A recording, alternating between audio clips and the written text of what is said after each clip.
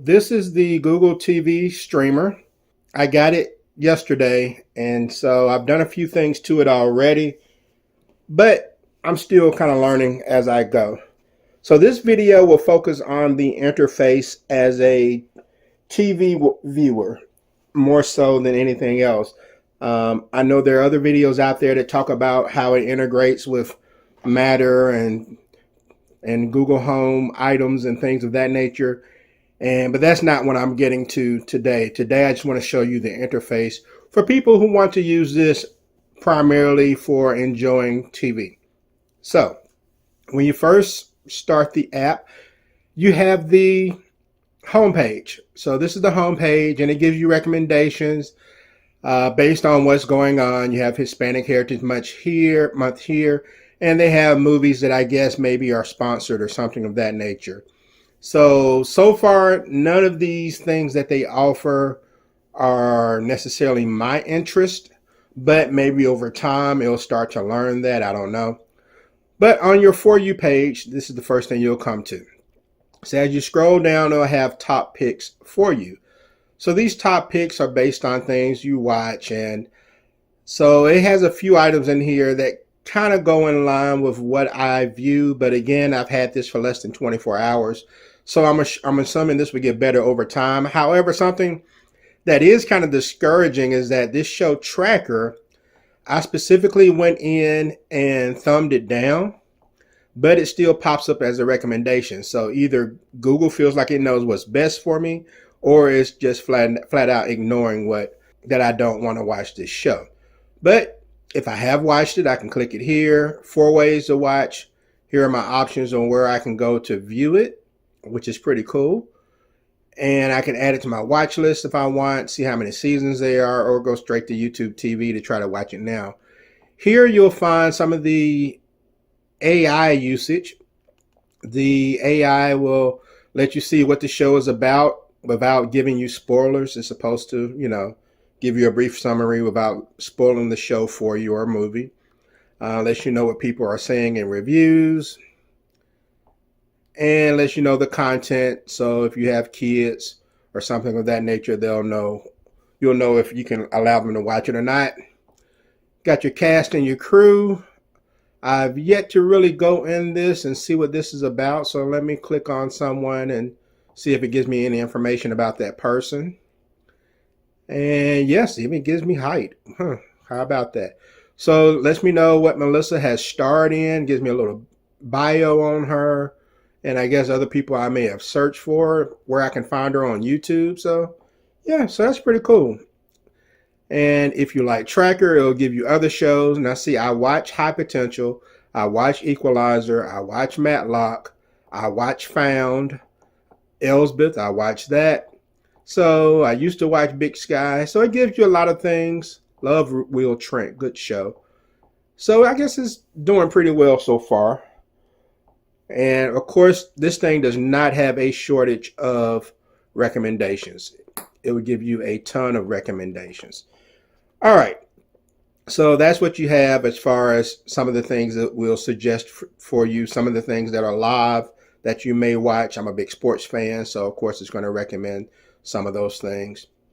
And as you scroll down, now you have your apps. These are the apps that I've installed on here so far. If I wanted to reorder them or add more apps, then my options are over there. These are shows. I have YouTube TV, and it integrates very well with YouTube TV, being that it's Google. So I can jump into the last show I watched or some of the other shows I've watched. This is something that was being watched on Netflix, Peacock. So far as I jump into shows, and if I don't finish them, it will leave them here in case I want to get back into it. So that's pretty cool. So now you get back into the recommendations again. And again, ton of recommendations. It has the free live news and opinions right here on the first line. Now, I consistently watch the news, but not to the point I want it to be the first option. I really don't need all these news options, okay? And it would be nice if you can rearrange the order of all of this like you can on a TiVo to put what's important to you on top. I don't buy movies, So therefore, I don't want this on top. But of course, they want to sell you stuff, so they're going to put it there. So I wish there was a way to move up the things, the categories, the genres that I prefer to the top and move some of the things I don't really care about towards the bottom. Maybe that will come later, but as of right now, you can't. But they got your action shows, popular movies and shows, your free channels. It'll ask you what do you feel like watching? What type of show do you want to watch? So you have that, comedies, what's on now, advertisement based on what's happening this month, thrillers, recommended YouTube videos. There are a few things in here I've watched already that are popping up, so it's finding things similar to that. Let's see, because I added Family Guy to my watch list, it gives me these other animated shows, and so on and so on. So it's a ton of recommendations. You will never have a shortage of things, suggested things to watch. And over time, I'm assuming these will get better as far as giving me something that I really would feel an interest in jumping into. So I'm gonna go back to the top here, hit my home button. When you go over to the live tab, then you'll see the live offerings that they have. Now I have YouTube TV, so my live channels from YouTube TV are integrated in here, and that's cool. And the Google TV Free Play, which has over 150 channels. It's quite a few channels. I haven't gone through all of them yet. And so, I mean, it's plenty of live TV offerings for those of you who like that. All right, you have your apps. Here are the apps that I already have. I wanted to search for more, I can. If I wanted to search based on a certain category, I can. Here go other options.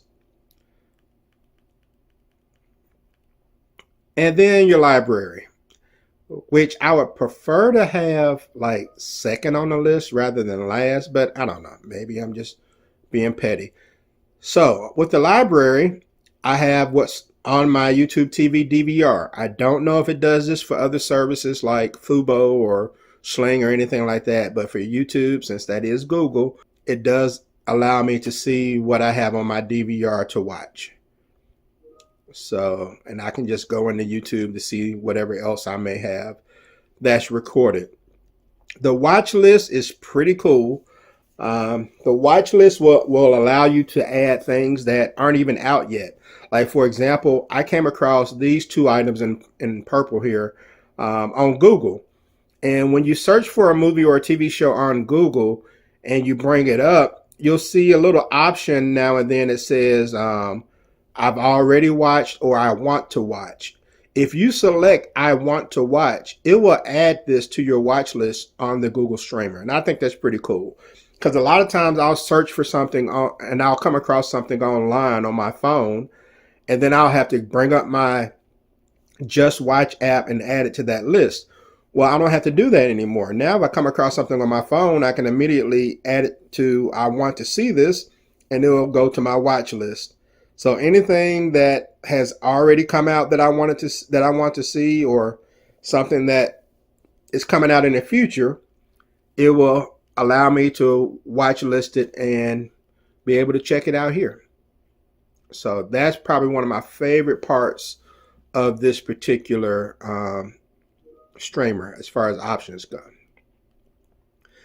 Now, as far as some of the gripes that I have outside of not being able to really customize the order of things, I don't quite like the way the CEC is working right now. I have it enabled, of course, because I wanted to, turn on my receiver and my television whenever I hit the power button. But when I turn on my Xbox, sometimes they fight.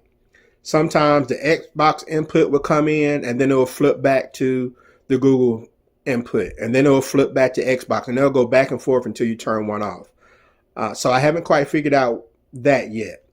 So I'll have to work on that a little more to see if that's something that happens consistently, or if it maybe I did something wrong or in this user error. So just be mindful of that if you have other inputs into your TV. There are a lot of people who buy these streamers and they don't have anything else going to their TV, so it's not an issue.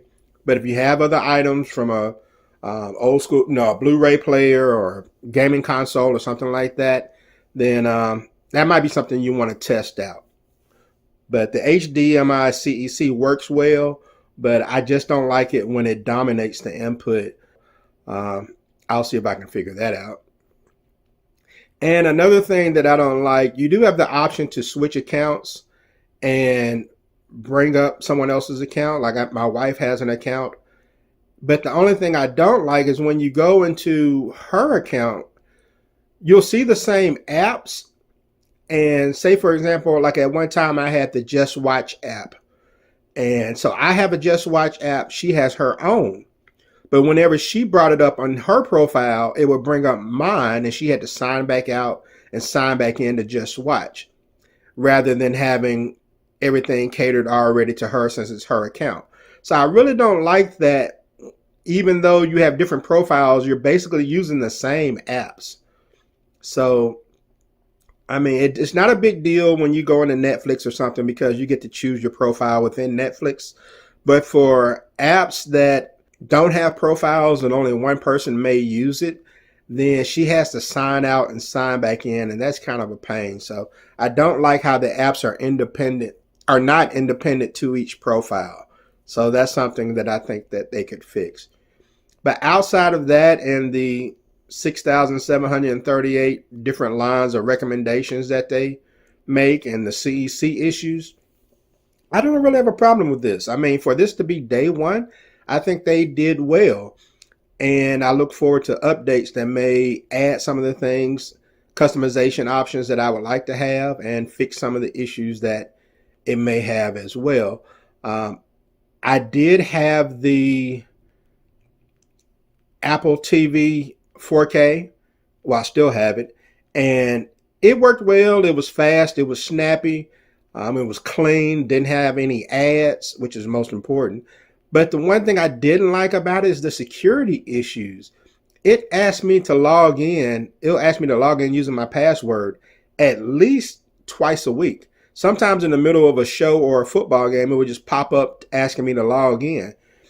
And then sometimes after you do log in, it'll ask you again to log in. It was very frustrating. I reached out to my favorite techie podcast, the HT guys. They have a great show. They've been doing it for like 15 plus years, and I really love listening to it. I reached out to them. They sent me some recommendations, and I tried the recommendations, and none of them worked. So I don't know if because I'm not in the Apple ecosystem, that's their way of punishing me by asking me to log in twice a week. I'm not sure. But it was enough for me to get this Google Streamer. So I'll probably throw this Apple TV on eBay for a good price for somebody who can really benefit from it. But that's all I have. If there are any updates, then I will be sure to post that and maybe do a new video. But in the meantime, after about 16 hours with this thing, this is where we are. And I think that is worth the $99 that it cost. I would advise if you're in the Android system, give it a try.